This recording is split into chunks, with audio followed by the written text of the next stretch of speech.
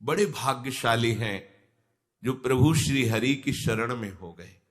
सच्ची मानिए, परम मंगल की नींव रख गई किसी भी कामना से। यही तो हमारे हरि की उदारता है।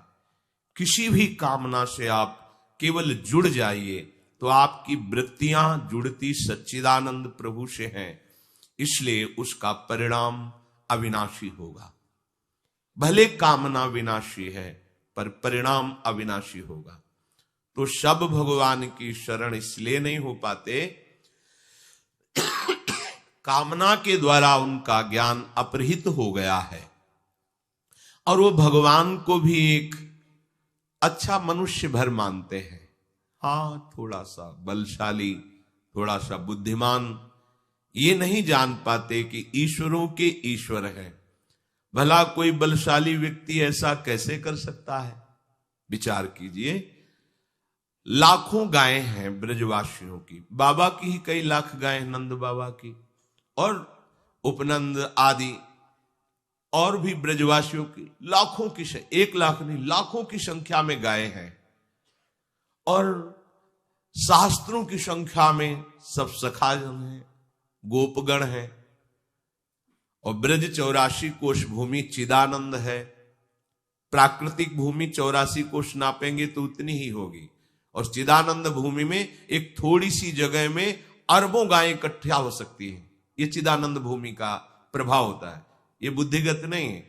छोटी सी जगह दिखाई दे रही लेकिन अरबों गायें उसमें आ जाएंगी और जगह कम नहीं होगी।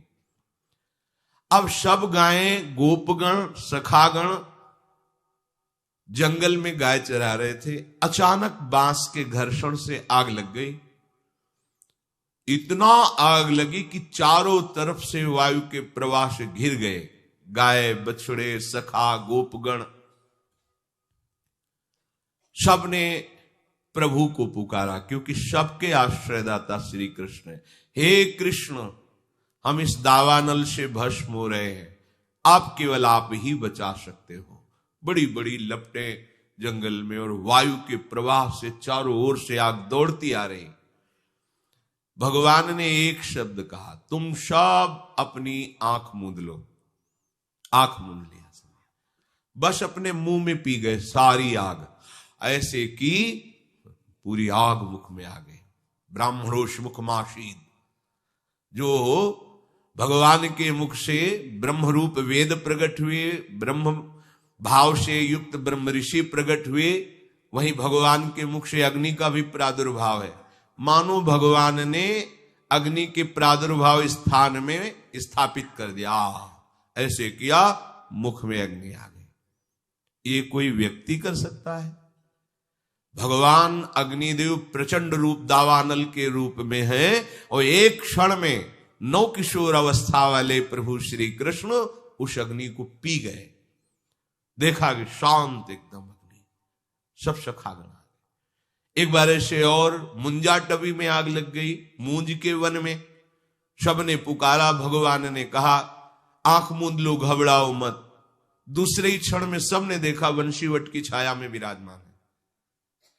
योग माया अचिंत शक्ति संपन्न है, जो भगवान की एक शक्ति है, ऐसे अनंत शक्तियों से संपन्न भगवान है। काली दह का एक बूंद पानी भी कोई पी ले तो तत्काल मर जाएगा, ऐसा विषैला जल था। बहुत बलशाली कालिया नाग अपने परिवार सहित रहता था। भगवान ने देखा कि प्यास से पीड़ित होकर के गोपगण और गौवें, बछड़े सब जल पिए मर गए। जल का ऐसा प्रभाव विषैला था। इतना वर्णन है कि ऊपर से अगर पक्षी निकल जाए तो मरकर नीचे गिर जाता था। ऐसी विषैली धूम निकलती थी कालीदह से, क्योंकि कालिया नाग बहुत बड़ा विषधारी था। गरुड़ से टक्कर लेने की सामर्थ्य रखता था, पर उनके पंखों के प्रहार से भागकर यहां आया था और जानता था कि यहां गरुड़ का प्रवेश नहीं है, इसलिए कालीदह में निश्चिंत होकर रहता था। यदि हमारे प्रभु मनुष्य हैं तो जरा देखिए, कूद गए कालीदह में। एक बूंद पानी किसी भी व्यक्ति को मार सकता, चाहे जितना बलशाली हो, और जाकर के सब इस लीला को जानते हैं। ललकारा, कालिया को। कालिया ने जी देखा हमारे वास स्थान पर आकर कोई ऐसे स्वतंत्र जलकेली कर सकता है, हमें ललकार सकता है, नागपाश में बांध लिया। ये नागपाश ऐसा भयानक है कि प्रतिक्षण मृत्यु जनित कष्ट देते हुए उसे मार देता है, हर नस नाड़ी को चूर चूर कर देता है। पर अमित बलशाली भगवान श्री कृष्ण के शरीर में उसी को पीड़ा होने लगी, नागपाश छोड़ करके खड़ा हो गया और विचार करने लगा, आज तक तो कोई ऐसा नहीं जो मेरे नागपाश में बंद कर भी बलशाली बना रहे, लेकिन यहां तो मेरा ही नागपाश मुझे ही कष्ट देने लगा। फटने लगा उसका शरीर जैसे ही भगवान को जकड़ने की कोशिश की। भगवान उसके फड़ों पर ऐसे हाथ रखकर छलांग मारी और ऊपर उसके सिर पर जाकर के नृत्य करने लगे। देवता गंधर्व जो संगीत विशारद जन है सुंदर संगीत बजाने लगे, नटवर नागर उनके फणों पर नृत्य कर रहे। जो फण नहीं झुकाता रौंद देते अमित बलशाली श्री कृष्ण। अब विष की जगह खून निकलने लगा, प्राण व्याकुल हो गए। तब उसने हृदय से भगवान हरि को पुकारा, कालिया ने। अब ये नहीं जानता कि अमित बलशाली श्री हरि ही उसके फणों को कुचल रहे हैं।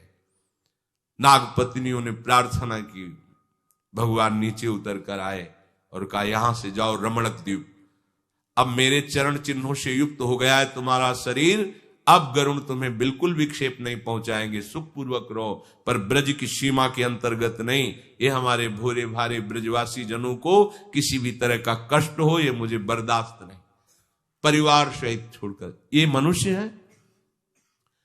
छठी का दिन है, अभी 6 दिन के लालजू हैं। भयानक बलशाली देवता भी कांपते हैं, जिससे ऐसी पूतना हलाहल विष लगा करके कंस से वादा करके कि एक नंदन क्या पूरे ब्रजवासियों के 10 दिन के बालकों को मार के अभी आती हूं। भगवान ने पहले ही विचार कर रखा था कि अगर ये अन्य जनों के पास जाएगी तो हमारे सखाओं को हानि पहुंचाएगी। सीधे आकर्षण किया, उसका विचार बदला कि पहले ब्रज के मुखिया नंद बाबा के घर से ही शुरू करते हैं। ऐसा सुंदर रूप बनाया कि लक्ष्मी भी मोहित हो जाए। यशोदा मैया रोहिणी जी ने देखा कि लगता है साक्षात सौंदर्य समुद्र लक्ष्मी जी आ रही हैं, क्योंकि हमारे घर लालजू पधारे हैं, तो बड़ी कृपा हुई। ये आशीर्वाद, कोई कुछ उसको टोका नहीं, इतना सुंदर रूप बनाया। और सीधे इशारे से पूछा कहां है लालजू, इशारा कर दिया। लालजू ने आंख मूंद ली, आज छठी का दिन है और हमें जहर पिलाने आ रही है। आंख मूंद ली प्रभु ने कि हमारी दृष्टि पड़ने पर कोई कुभाव वाला रह जाए ऐसा तो नहीं, इसलिए दृष्टि को रोक लिया कि तू अपने भाव पूर्ण कर ले। आइए प्रभु को गोद में उठाया और अपने भयानक हलाहल विष लगे हुए स्तनों को प्रभु के मुख में दे दिया। करुणा समुद्र है प्रभु, देखो आई है मारने। प्रभु के छोटे छोटे श्री चरण उसके वक्षा स्थल पे हैं, कर कमल से उसका वक्षोज पकड़े हुए हैं और मुख से दुग्ध पान कर रहे हैं। थोड़ी ही देर में आवेश में आए प्रभु और दुग्ध के साथ प्राण पीने लगे। अब तो वो सुंदर रूप छोड़कर भयानक रूप धारण करके चीखती, अरे छोड़ दे छोड़ दे, भागी। 6 कोस के वृक्षों को तोड़ती हुई भयानक पूतना मृत्यु को प्राप्त हुई। भगवान ने उसकी जीवात्मा को अपने धाम भेजा।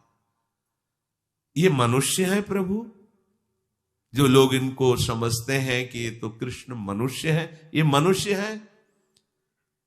जिस समय देवराज इंद्र ने देखा अपनी पूजा को भंग ब्रजवासियों ने कर दिया, एक कृष्ण के कहने पर, और एक पहाड़ की पूजा कराई गिरिराज जी की, अब मैं इनको दंड दूंगा ब्रजवासियों को। ये पता होना चाहिए कि जो भगवद आश्रित है उसे केवल भगवान ही दंड विधान कर सकते हैं। अगर दूसरा कोई दंड विधान की सोचे तो वो दंड का अधिकारी हो जाता है। भगवत दास को केवल भगवान ही सुधारने के लिए ऐसा विधान रख सकते हैं। त्रिभुवन में किसी की ताकत नहीं कि जो हरि आश्रित हो उसके ऊपर अपना दंड विधान लागू कर दे। कोई भी हो। यमराज थर थर कांपते हैं, अपने दूतों से कहा है, जिनके गले में कंठी हो, मस्तक पर तिलक हो, मुख में कृष्ण नाम हो, भूल कर मत जाना, नहीं हमको दंड मिलेगा, क्योंकि ईश्वरों के ईश्वर भगवान श्री हरि है।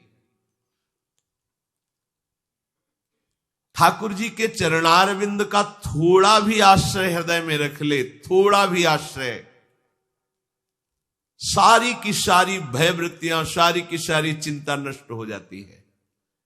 हम लोग समझ ही नहीं पा रहे, श्री कृष्ण को एक साधारण मनुष्य समझ रहे हैं। देवराज इंद्र ने आदेश कर दिया, प्रलयकालीन मेघों को वर्षा के द्वारा पूरे ब्रज का नाश कर दो, मूसलाधार वर्षा। सब ब्रजवासी जन, हे कृष्ण अब तो आप ही रक्षा कर सकते हो। 21 किलोमीटर के गिरिराज महाराज खेल खेल में से उठा लिया, ऐसे 7 दिन 7 रात्रि तक ऐसे संपूर्ण ब्रजवासियों को सुखपूर्वक अपने दर्शन से ऐसा अमृत बरसा रहे थे। न किसी को भूख लगी, न किसी को प्यास लगा, न किसी को किसी भी तरह की अन्य क्रियाएं करने की सोच, लघु शंख, किसी को कुछ, सब मंत्र मुग्ध श्री कृष्ण रूप में खोए हुए हैं, मानो सब समाधि भाव को प्राप्त है। और आश्चर्य, चारों तरफ श्री कृष्ण को सब ब्रजवासी जन घेरे हुए हैं और सबके सन्मुख प्रभु हैं। अगर चारों तरफ कोई, तो एक दिशा में ही तो प्रभु का मुख होगा, पर ऐसा नहीं, संपूर्ण ब्रजवासियों को श्री कृष्ण अपने सामने दिखाई दे रहे हैं, उनकी रूप माधुरी का पान करते हुए 7 दिन तक न किसी को भूख, न प्यास, न निद्रा, न कोई अन्य क्रिया की आवेग, सब रूप माधुरी में डूबे हुए। ऊपर से वर्षा, एक बूंद पानी गिरिराज जी के नीचे नहीं गया। हार गया देवराज इंद्र आकर चरणों में। ये मनुष्य है श्री कृष्ण, विचार करो। बड़े बड़े ऋषि मुनियों ने तपस्या करके भगवान को अपने प्रीतम रूप में चाहा, वेद की ऋचाएं प्रीतम रूप से भजी, वही आके गोपियां बनी और उन्हीं गोपियों को गलवैया देकर प्रभु बन विहार रास विहार। ये श्री कृष्ण मनुष्य है, इनकी मनुष्यकृत लीला है। बस ये जो बुद्धि माया के द्वारा अपहृत हो गई है, इसीलिए प्रभु श्री कृष्ण की इन महामहिम लीलाओं को सुनने के बाद, पढ़ने के बाद भी ये बात समझ में नहीं आती।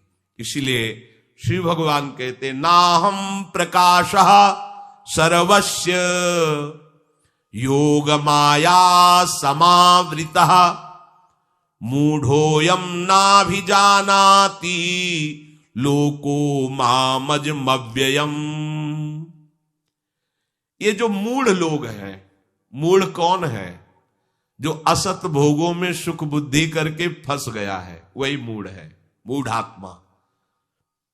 मूढ़ता यही है कि श्री हरि भक्ति रूपी सुरसरी धारा का त्याग करके क्षुद्र भोग ओष कण से हम प्यास बुझाना चाहते, यही मूढ़ता है। श्री हरि सबके समुद्र हैं, ऐश्वर्य के भी हैं, वैभव के भी, माया के भी, ज्ञान के भी, प्रेम के भी, जो चाहिए इनको छोड़कर अन्य आश्रय, ये मूढ़ता है। प्रभु कह रहे हैं, ये जो मूढ़ मनुष्य समुदाय है, मूढ़ोयम नाभिजानाति, ये लोग मेरा परिचय नहीं जानते। बड़े भाग्य हैं जिनको भगवत चर्चा सुनने को मिलती, भगवत चर्चा करने को मिलती है, भगवान नाम जपने का अवसर मिलता, ये बहुत बड़े भाग्य है। बिना कृपा के